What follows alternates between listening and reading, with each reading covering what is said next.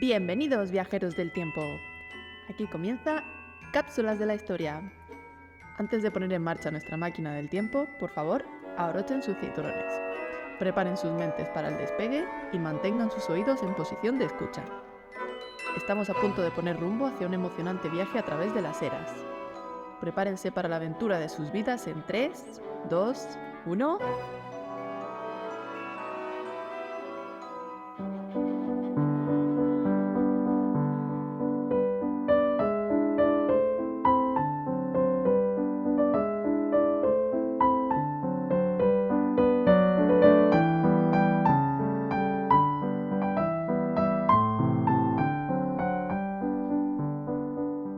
Bienvenidos a Cápsulas de la Historia, un oasis semanal de conocimiento del pasado, donde descubrimos la esencia de las figuras más emblemáticas de nuestra cultura. Soy su anfitrión, Ricardo Calvente, y estoy encantado de disfrutar juntos de este recorrido a través del tiempo, donde la historia cobra vida y los personajes del pasado regresan para contarnos sus mejores anécdotas.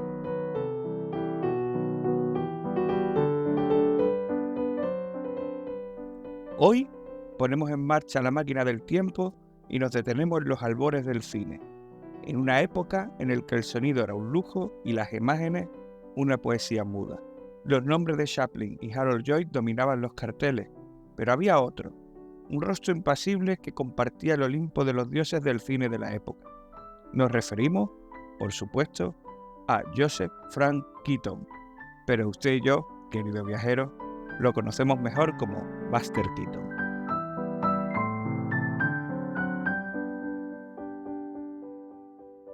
Un hombre que podía hacer reír a una audiencia sin pronunciar una sola palabra. Genio de la pantomima y la comedia.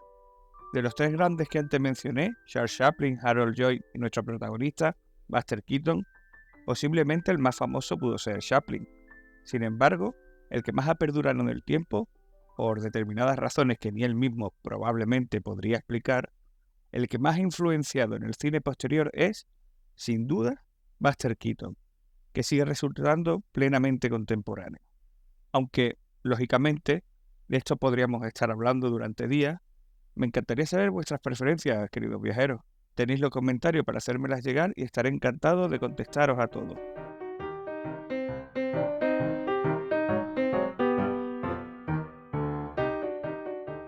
En nuestra travesía viajaremos desde los inciertos comienzos de este comediante en el vodevil hasta sus años dorados en la era del cine mudo. Exploraremos su genio creativo, sus luchas personales y, por supuesto, su legado. No hay mejor homenaje a la figura de Buster Keaton que reírse, así que espero que nuestras historias hoy nos arranquen al menos una pequeña sonrisa. Después de todo, la vida es como una película muda. A veces puede ser dramática, a veces trágica, pero siempre hay espacio para la comedia.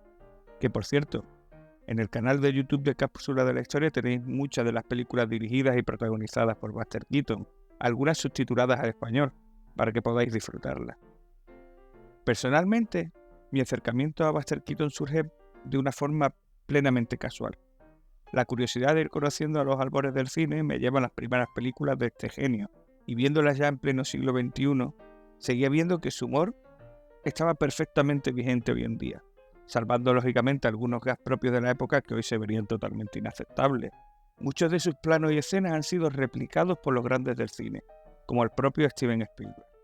Y antes de entrar en materia, me gustaría recalcar que, aunque todos los personajes históricos que han pasado y pasarán por este podcast son dignos de mi total admiración, sin embargo, como decía el gran Juan Gómez Jurado sobre nuestro protagonista, la actitud vital de seguir adelante que siempre tenía Buster Keaton es verdaderamente impresionante.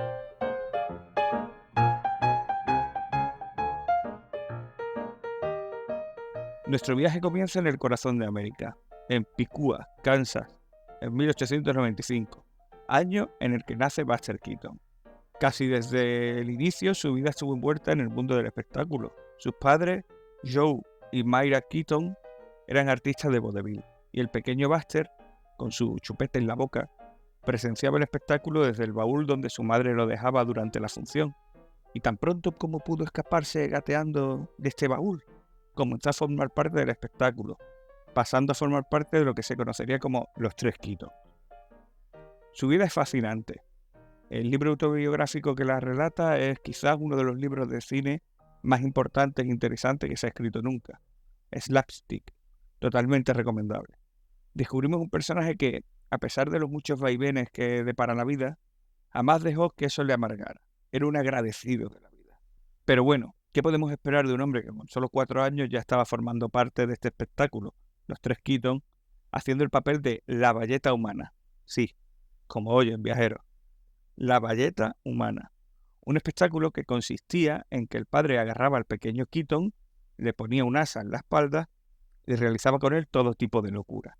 Desde arrastrarlo por el suelo hasta lanzarlo al público. Imaginen, viajeros, un espectador se pone tonto y le lanzas al niño. Y ojo, el niño impoluto, ¿eh? Ya desde tan temprana edad el joven Keaton era un experto en cómo caer y aguantar el golpe. Y lo había aprendido de la manera más dura, a paliza, entre comillas, ya que formaba parte del espectáculo con su propio padre.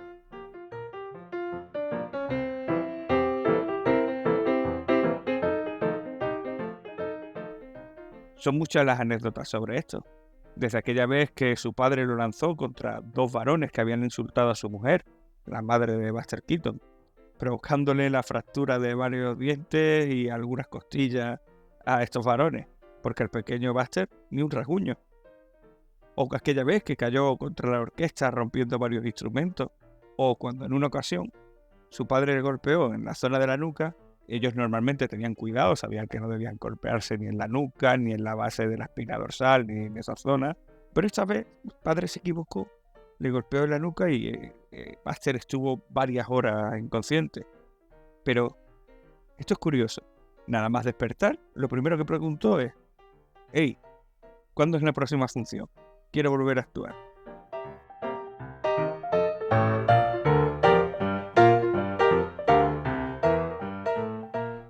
La leyenda cuenta que fue el propio Houdini, que compartía escenario con los Keaton, quien acuñó su nombre artístico, Buster, que en aquel entonces se traducía como golpetazo, después de ver al pequeño caer por unas escaleras sin sufrir ningún daño.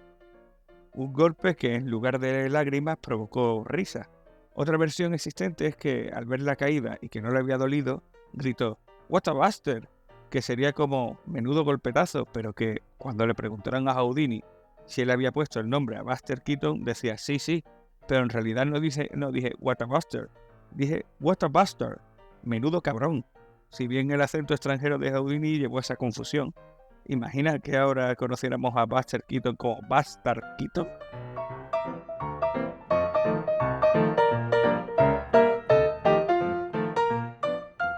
Este espectáculo, ya incluso en finales del siglo XIX, no estaba exento de polémica.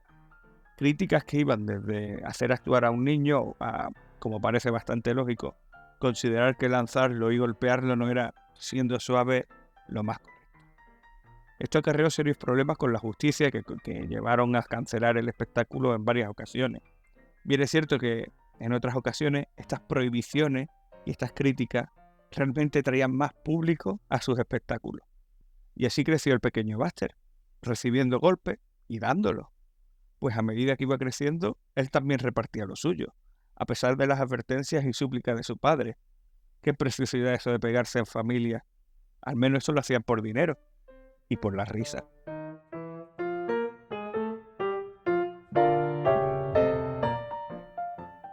Fue en este ambiente de farándula donde aprendió la dureza del trabajo y la disciplina que exige el espectáculo. Y esta es una característica que será una constante durante toda su carrera. Habíamos dicho que se despierta tras estar horas inconsciente y lo primero que piensa es en volver a actuar. Mucho tiempo después, se rompería el cuello en un gag al golpearse con un raíl y continuaría actuando sin ni siquiera darse cuenta de su lesión. Buster Keaton desarrolló un sentido del ritmo y una habilidad para el slapstick, esta comedia física que se convertiría en su sello de identidad. Es muy interesante ver su filmografía, que como os digo ya la tenéis disponible en el canal de YouTube de Cápsulas de la Historia, y contemplar que toda escena de acción, él es protagonista, sin dobles, y lo que más es importante, sin cortes. Lo que pasaba, pasaba, desde una caída de varios metros de altura a una casa derrumbándose. Podríamos poner de ejemplo la película Steamboat Bill Jr. de 1928, en la que una fachada caía sobre él, sobreviviendo gracias al hueco de la ventana. un cálculo erróneo, una racha de viento inesperada y ¡pum! Saquen conclusiones. Antes de abandonar definitivamente el vodevil para dedicarse al cine, algo que le atraía desde que visitó un estudio de filmación siendo un adolescente de la mano de su descubridor, Roscoe Arbuckle, al que profesionalmente llamaban Fatty, uno de los actores cómicos de cine mudo más importantes y que fue, además de descubridor de Buster, mentor de Charles Chaplin, poca broma. Pero bueno, volviendo al tema, antes de dedicarse al cine, Buster Keaton fue reclutado con 18 años para servir en el ejército en la Primera Guerra Mundial, siendo destinado a la división Sunshine, desplegada en Francia, y, a pesar de los horrores de la guerra, y que no estaba en primera línea de combate, pero bueno, pasa las penurias que pasan todos los soldados en una guerra. Continuó haciendo espectáculos, en esta ocasión siendo el resto de soldados sus espectadores.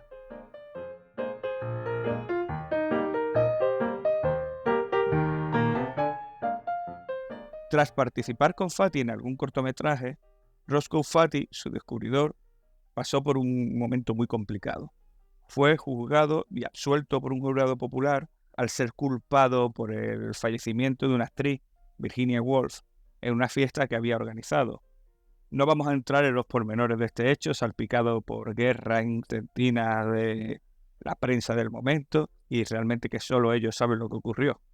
Pero en resumidas cuentas, la sentencia fue que Roscoe era inocente de todo cargo y que además había que pedirle disculpas. Esto ocurrió, pero, queridos viajeros, tal y como ocurre hoy en Twitter, lo que realmente importa a la gran multitud es el titular, el escándalo, el amarillismo. Y a pesar de ser declarado inocente, acabaron por completo con su carrera, pudiendo trabajar años más tarde utilizando el seudónimo Will Goodrich. Buster Keaton defendió la inocencia de Fatty durante toda la vida, declarando en toda ocasión que era una gran persona, e incluso le ayudó ofreciéndole la oportunidad de codirigir alguna de sus películas, aunque firmaría con este seudónimo, Will Goodrich. Buster le sugirió hacerlo con Will Be Good, que significa seré bueno, algo que Fatty rechazó manteniendo que no quería hacer humor con este tema. Sin Fatty, Buster tiene que alzar en vuelo en solitario con Keaton's Productions, si bien encontró la tutela del ejecutivo estadounidense de origen ruso Joe Schenck. Buster Keaton le propuso desde bien temprano intentar hacer largometrajes, películas de varios rollos. Un rollo en esa época era aproximadamente 10 minutos de metraje, y quería hacer películas de 7 u 8 rollos, antes de que finalmente lo hicieran Charles Chaplin o Harold Lloyd. Sin embargo, Schenck no lo veía con buenos ojos y prefería cortometrajes de 2 rollos, unos 20 minutos. Y Buster Keaton se dejó guiar por el ejecutivo, algo que realmente luego se arrepintió. Bien es cierto que Schenck no lo hacía con ninguna mala intención.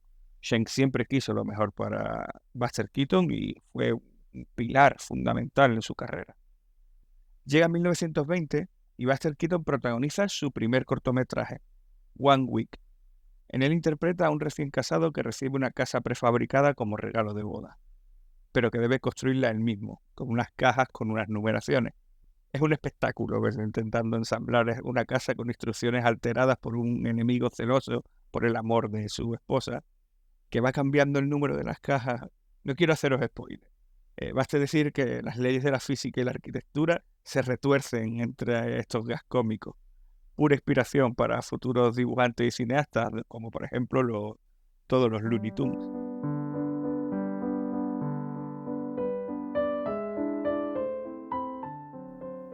Y hablando de ensamblar piezas, nos hemos saltado que Buster Keaton en su adolescencia, su pasión era la de fabricar mecanismos. Fabricó varios sistemas para su vecino Edward Gray. Tenéis varias anécdotas en su biografía Elastic sobre esto. Si queréis conocerla, dejádmelo en comentarios y creo vídeos cortos sobre estas anécdotas. Continuaría con más cortos como Neighbors, Vecinos, una comedia romántica en la que dos vecinos jóvenes enamorados están separados por una valla que divide sus respectivas propiedades, The Scarecrow, El Espantapájaros, Hard Luck, High Sin, The Goat, My Way Relation, The Electric House, muchos cortos. Algunos de ellos los podéis encontrar en nuestro canal de YouTube, que ofrece decenas de horas de material cinéfilo de una importancia suprema.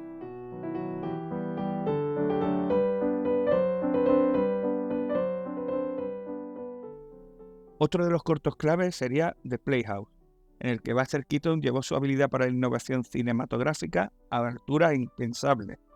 Una escena que hoy día sigue dejando boquiabiertos a los espectadores y profesionales del cine. Keaton interpreta a todos los personajes en una actuación de vodevil, incluyendo a la banda, la audiencia e incluso a un grupo de bailarinas. Esto se logra a través de una técnica de exposición múltiple que requería de una planificación meticulosa y una precisión milimétrica. Me encantaría ser cineasta para poder explicaros con más detalle. Recordemos, queridos viajeros, que estamos hablando de 1921, mucho antes que los efectos digitales hicieran este tipo de trucos de una forma sencilla. Buster Keaton imaginaba lo que quería hacer y posteriormente buscaba la manera de resolver el problema mediante los medios que tenía disponibles.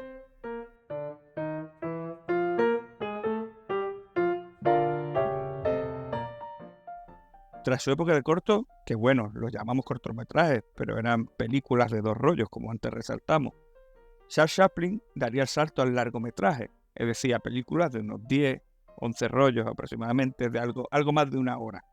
Y ya el resto se apuntaría a este nuevo metraje. Ya sabemos que Buster Keaton quiso hacerlo bastante tiempo atrás y su productor ejecutivo, John Schenck, no le pareció en el momento idóneo.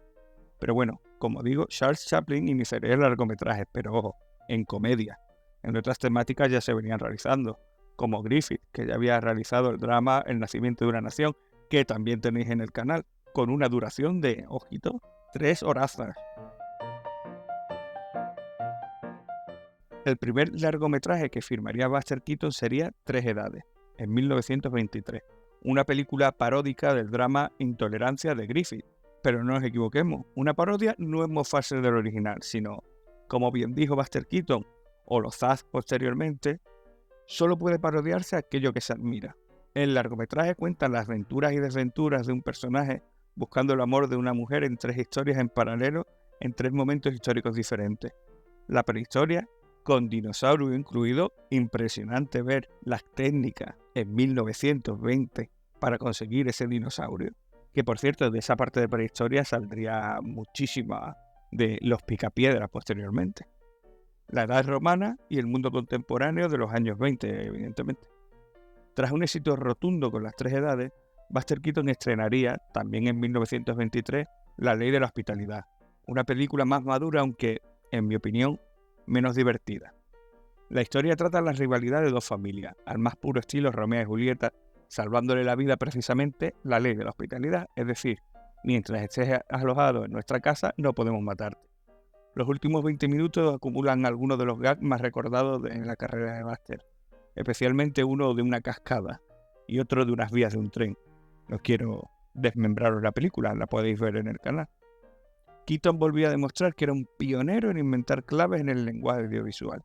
En esta película podemos, por cierto, ver a 3 generaciones de los Keaton. Está Buster, lógicamente, está su hijo, que hace un papel de bebé, y está su padre. Igualmente, la actriz protagonista sería su primera esposa, Natalie Talmack, con la que las cosas, digamos, no acabaron demasiado bien. Tanto es así que, aunque dice en su biografía que estuvo casado, jamás la nombra.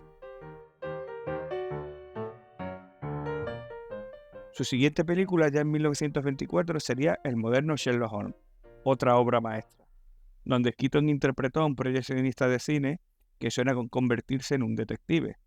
Esta película es un despliegue de técnicas de cine que los directores actuales aún estudian con entusiasmo, desde la técnica de doble exposición, para hacer que su personaje entre en la película rompiendo la cuarta pared, a otros trucos para hacer que, en una escena aparentemente sin corte, una misma persona parezca pasar por ecosistemas totalmente dispares, un desierto, un bosque, etc. Estos trucos, que siguen siendo fascinantes aún hoy en día, además son divertidos, funcionan.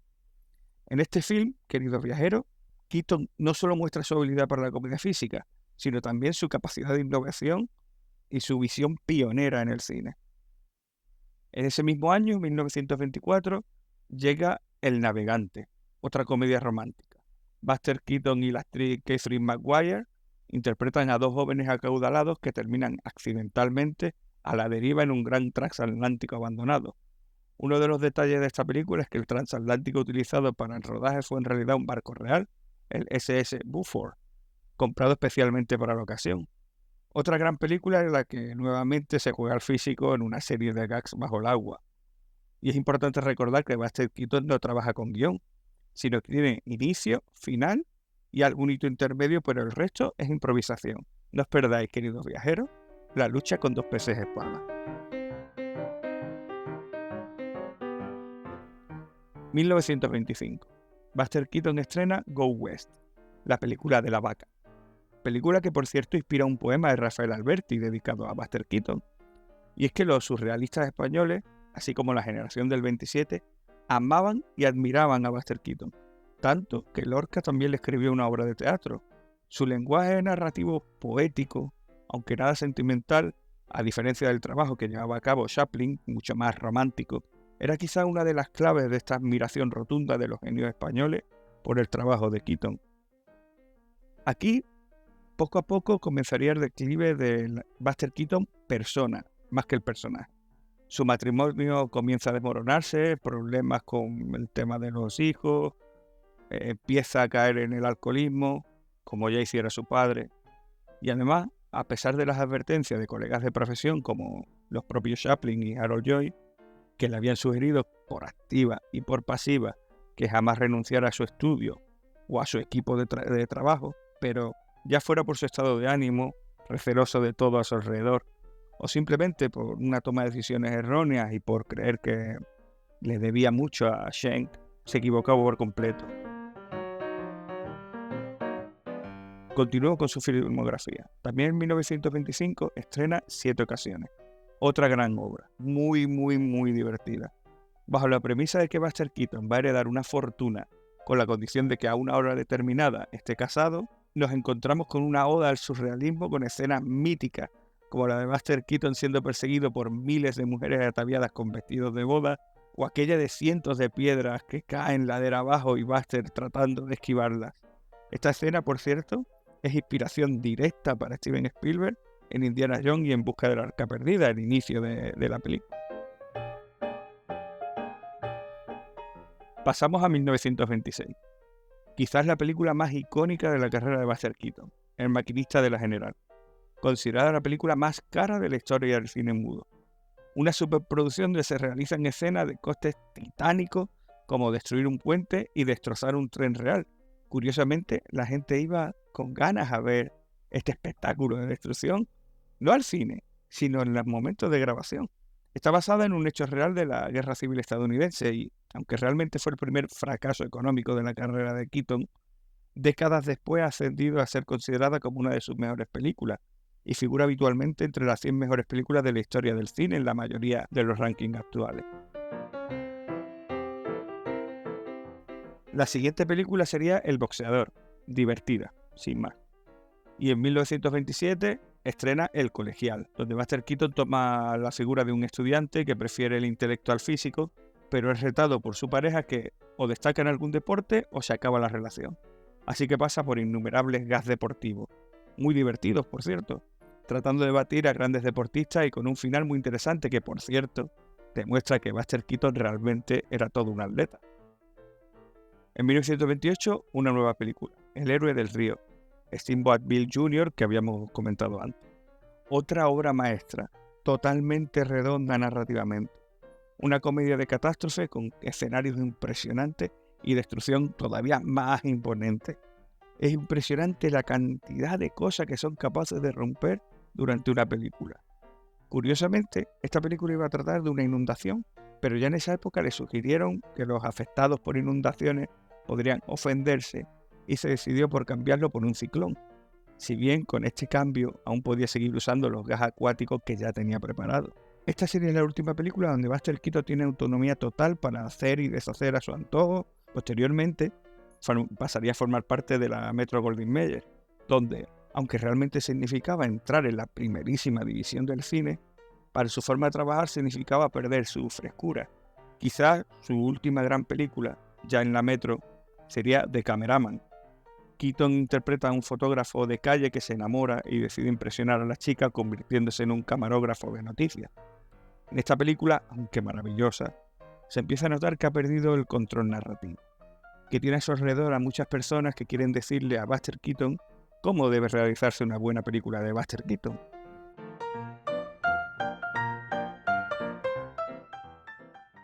Comienza su declive como cineasta. Un declive de oro, por otra parte, ya que seguía haciendo películas que conseguirían buenas taquillas, como su siguiente título, El comparsa.